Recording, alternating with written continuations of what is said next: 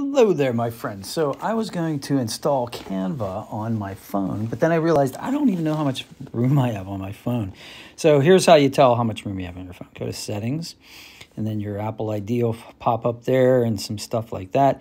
Go down to General, which is this little gear-shaped thing right here. Press that, and then go to iPhone Storage. iPhone storage right there. And then there's a little progress bar at the top that'll show you it's grayed out. Now what's happening is the system, the iOS, is trying to figure out the exact, I don't know, not percentage. Yeah, I guess it's percentage of, you know, what your storage is occupied by. You know, is it files? Is it programs? Is it apps?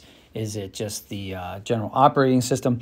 And then once this these wheels stop spinning, it'll have a graphical representation on the bar of you know, color coded of which type of memory usage is assigned to and how much of each it is. So, but for right now, I know for my purposes, I have a 1 terabyte phone, and I'm using almost 3/4 of it.